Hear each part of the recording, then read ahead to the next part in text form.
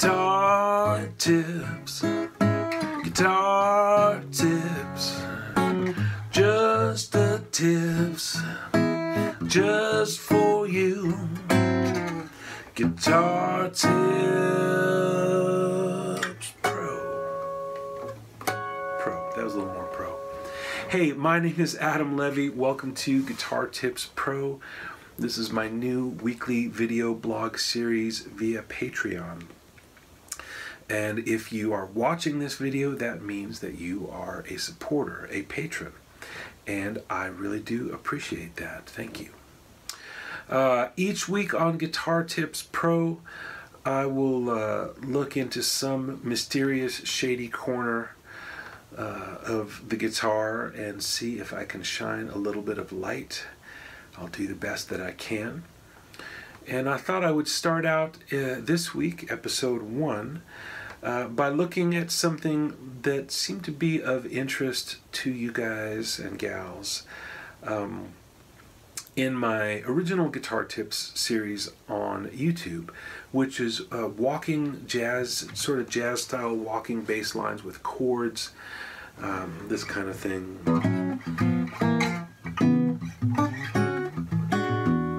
That kind of stuff.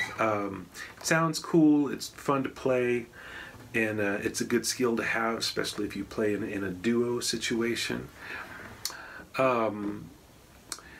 So that's what I'm going to do. So Guitar Tip Pro number 1 is called Walking Step by Step.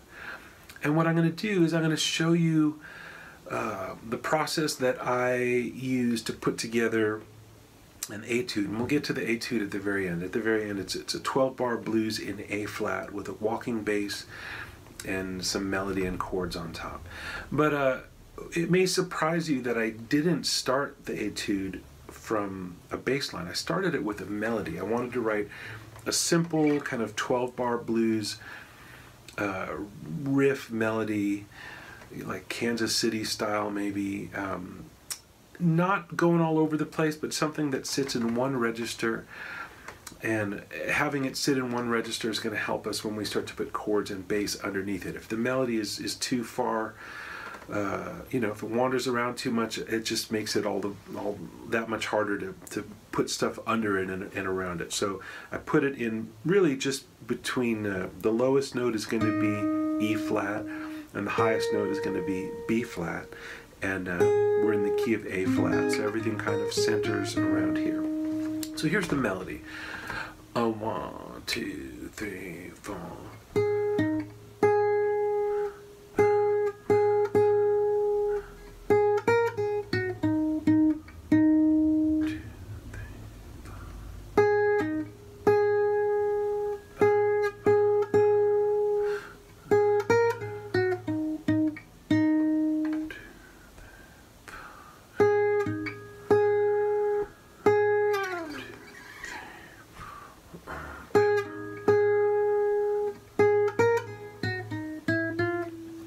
So you may notice that the second 4 bars and the first 4 bars are exactly the same, and the last phrase is slightly different. There's some rhythmic syncopation and a little bit more chromaticism. So that's where I started, and then step 2 was to put what I call a static bass line beneath it. And what I mean by static, when we think of walking bass, things tend to be, you know, melodic or scalar or something, you know, things.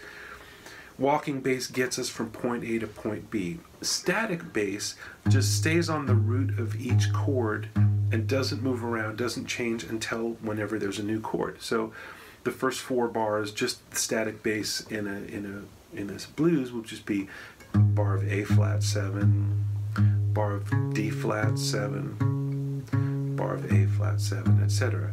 So when you put the melody together with the static bass, it's going to sound like this. I'll see if I can do it. I'm feeling a little rusty today, I gotta admit. But here we go. 1, 2, 3, 4.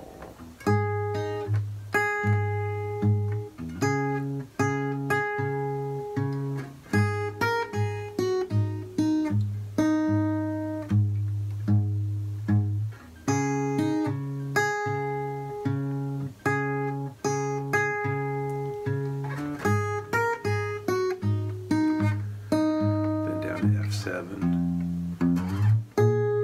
This is the 2-5.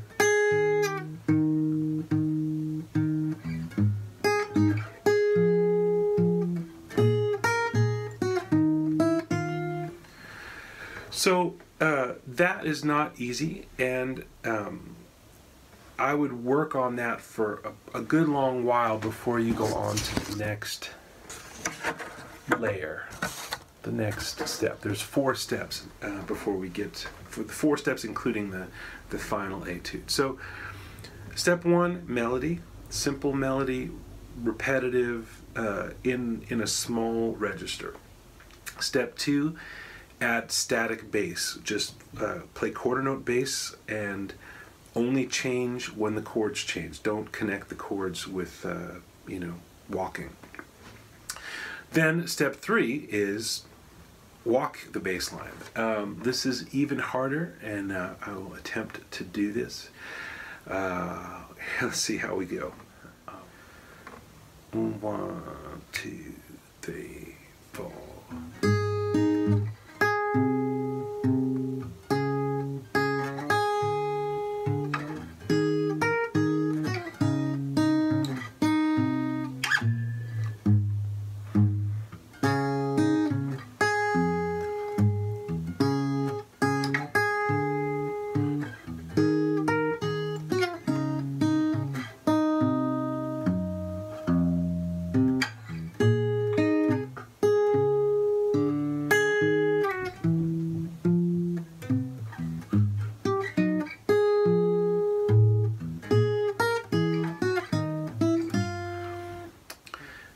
Here's the last 4 bars one more time.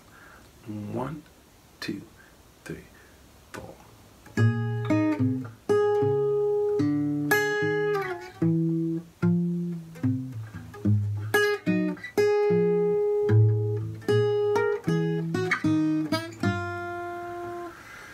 Yeah.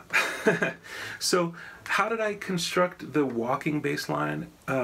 I really just was trying to connect the dots. I know I want to get to the 4 chords, so you don't always have to play 4 different notes in a bar. So bar 1, I just, instead of walking all the way up to D flat on different notes, I played 2 notes of A flat, 2 notes of C, or 2 beats of A flat, 2 beats of C, D flat, and then D natural, which is against the melody note, is implying a D sharp diminished. And then, even though this is A flat 7, since we've got this nice voice leading D flat to D natural, I went all the way to E flat, which is just acting as the 5 of A flat. So it's a chord tone.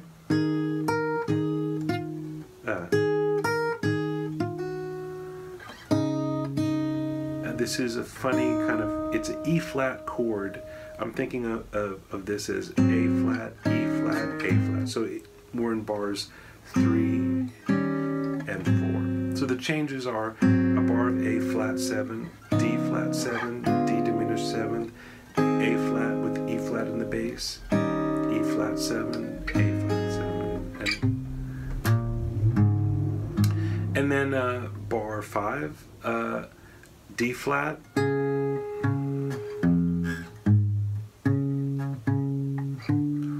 so maybe I'm being a little vague about how to construct walking bass. I would say, just keep in mind that you don't have to have a different note on every quarter note, and you want to, whenever possible, be on a chord tone on beats 1 and 3. And the other stuff is just kind of connective and making melodic choices.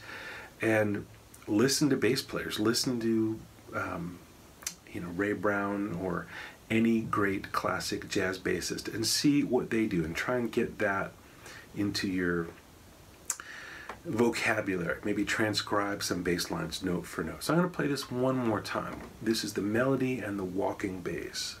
1, 2, 3, 4.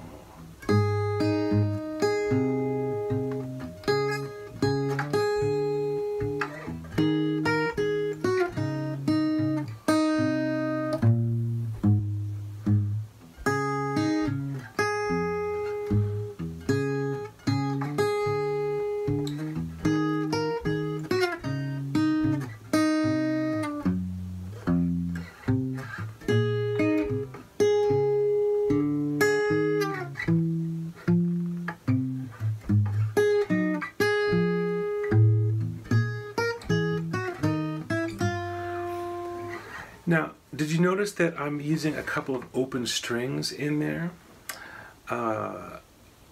Towards in the last few bars, there's a open D natural. This is the turnaround. The last 4 bars. I'll play it slowly. Open D. I felt easier to get to the open D than to reach out of position, since this is a kind of nice in the 6th position here. See there, I did try to reach out of position. But you see what I mean?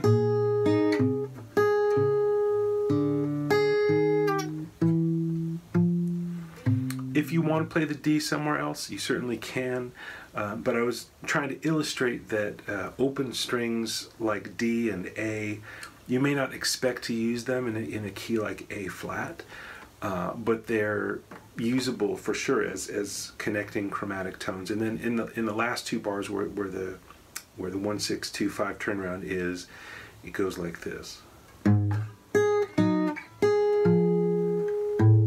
Open A. I mean, we could get it down here, but I don't know. There's a lot of stretching and holding stuff down. It's nice. I think your hand will appreciate having an open string.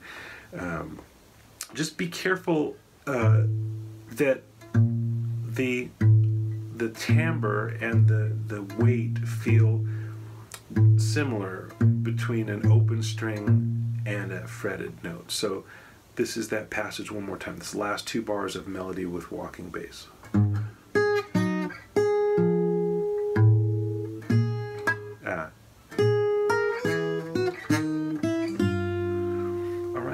So again, I would work on that for a good long while before moving on to the last bit, which has chords and a lot more stuff going on.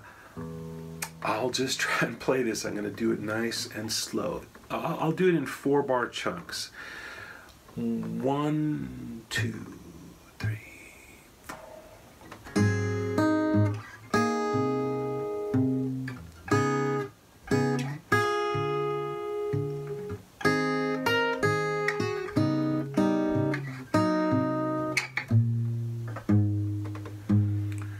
Play that again. 1, 2, 3, 4.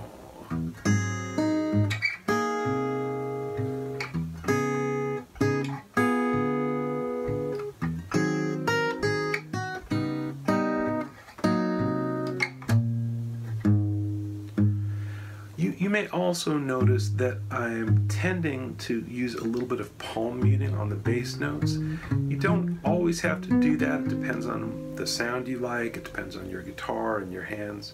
But I'm just trying to get a little sonic separation between the bass line and the other elements. And that's one way to do it. So here's the next 4 bars. 1, 2, 3, 4.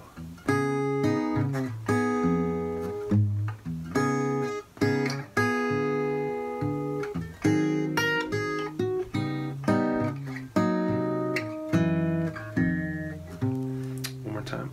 3, 4.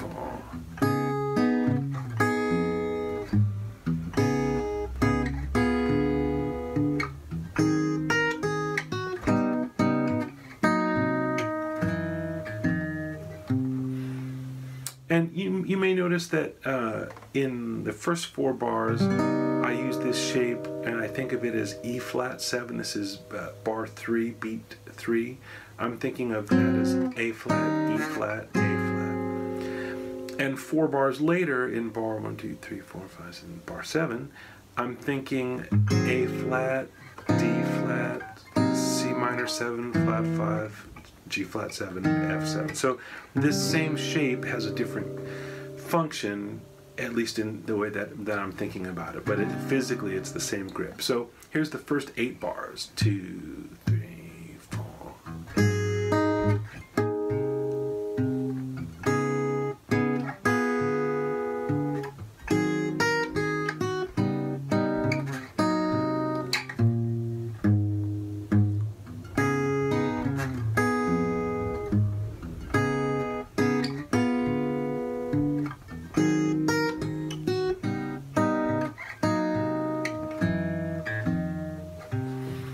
here's the last 4 bars. Here's the 2-5 and then the turnaround.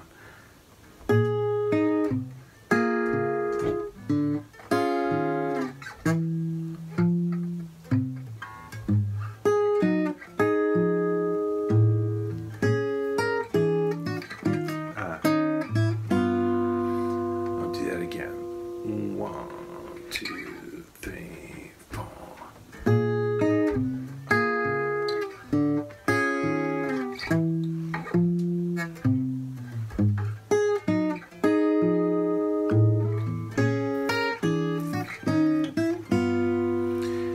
This very last chord is interesting. It looks a lot like a G7, and maybe it is a G7. It's leading back to the top, which would be A flat 7. But I'm thinking of these notes as part of the 5 chords still. So this is like the 3rd, the sharp 5, and the 9 of E flat 7. So I'm thinking of it as like 5 augmented, but guitar is interesting when you get into shapes, you know, with the way the guitar is laid out and the way our hand is made, we'll wind up going for similar grips in different contexts, and however you think about it is probably okay. Okay, so that's the etude. That's where I got to. So I'm going to now kind of peel it back, layer by layer. So here's harmonized melody and walking bass, just the first 4 bars.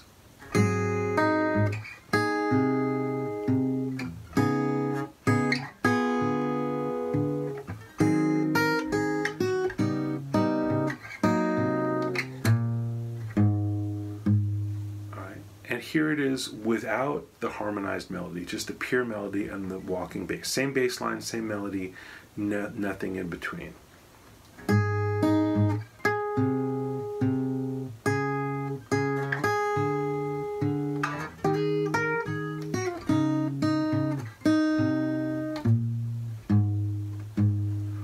Okay, and now here it is with a static bass line.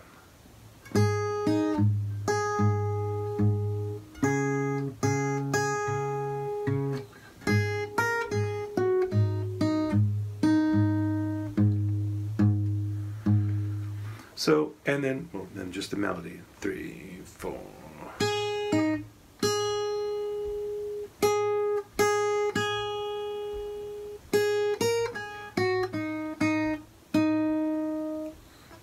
Okay, so that's the process that I went through to get from the beginning to the end. And as you work on this, I guess the thing to do is first just get to where you can play this as it is. It could be slowly. You could practice this at 50 beats per minute or 60 beats per minute, wherever you need to be so that everything really speaks clearly. Take note where there are rests in the melody, like in bar 3 tied over into, here's bars 3 and 4. Rest. So don't let that note ring. Just find a way. Like what I'm doing is I grab those both with my index finger, and then I lift this. I hold the bass note down and lift up where I was holding the melody. So there's ways to do that. Try not to have stuff ringing out that you don't want to have ring out. That could be muting in your left hand. It could be muting in your right hand. As far as where these chord changes come from, I don't want to get too deep into jazz harmony in this first tip, because it's really, I just wanted to have a fun thing to play and show you how I built it step by step. But if you notice stuff in here that's not the changes you normally think of as 12-bar blues changes, just try and figure out why they're there. Why is there a D diminished? What function is it? It's the sharp 4 diminished. It's just a very common, I think, in jazz and jazz-related music to have a passing chord from 4 to sharp 4 diminished back to 1 with the 5 in the bass.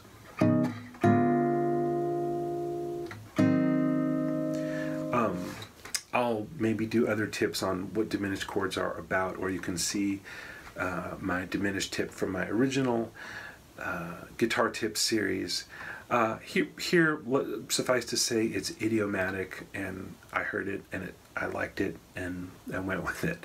So if you hear stuff and you like it, go for it. So I'll leave off here. This is, I think, plenty. If you have questions, please fire away. I would love to hear from you. You can connect with me through Patreon, and I would love to know what your questions are, and also if you have stuff that's on your mind for future Guitar Tips Pro tips. I'd love to hear from you. At some point, I think we'll do some kind of hangout via Google or YouTube or something. I'd love to have a live conversation with as many of you as I can, and at some future point I'd love to actually have a in real life get together with as many of you as I can, but one step at a time, walking step by step, tipping step by step. For Guitar Tips Pro, I'm Adam Levy. Stay tuned and take good care.